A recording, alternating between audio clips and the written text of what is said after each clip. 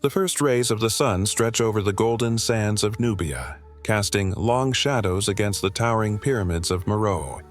The city hums with early morning life. Blacksmiths hammering bronze, merchants calling out their wares, and the distant roar of the Nile's rapids.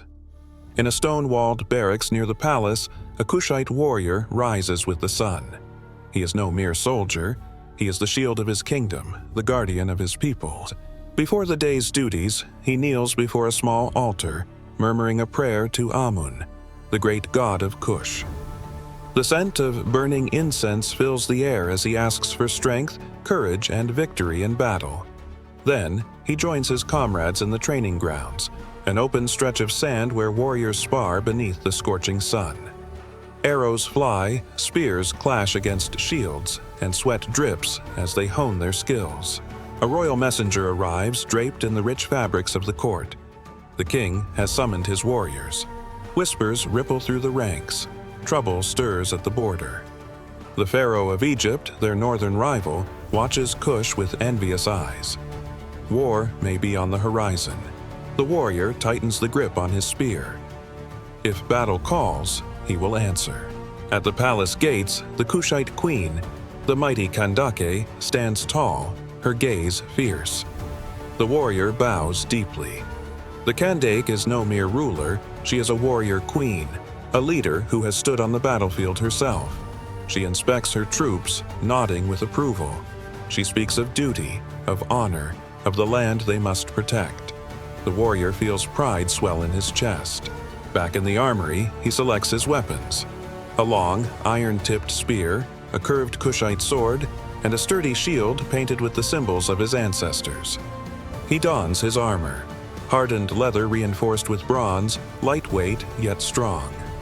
Every dent, every scratch on his gear tells a story of past battles. He grips the handle of his sword, ready for whatever the day may bring. Before war, warriors must be at their peak.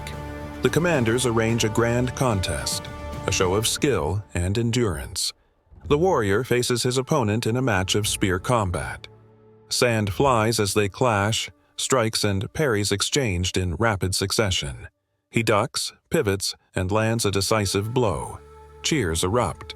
He has proven himself once again. After training, he walks to the banks of the Nile. The great river is more than water, it is life, a god in its own right. He kneels, washing the sweat and dust from his skin, cooling his battle-worn body. He watches as traders sail down the river, their boats heavy with gold, ivory, and ebony. Kush is a land of wealth and power, and he is its protector. Inside a grand stone hall, the war council convenes. Generals lay out maps marking enemy movements. Tension thickens the air. Some argue for diplomacy, others for war. The warrior listens, absorbing every word. If battle comes, he will be on the front lines. His king, his queen, his people, they all rely on warriors like him. As the sun sets, fires flicker in the training camp.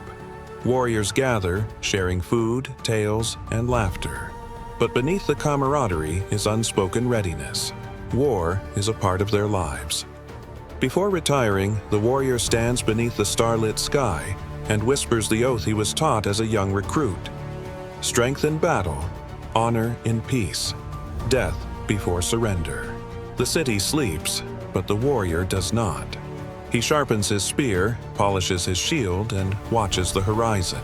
Soon, the call to battle may come, and when it does, he will be ready. Because he is not just a man, he is a Kushite warrior, the heart of his kingdom, the blade of his people. If you liked this video, be sure to subscribe to support the channel. I'll see you in the next one.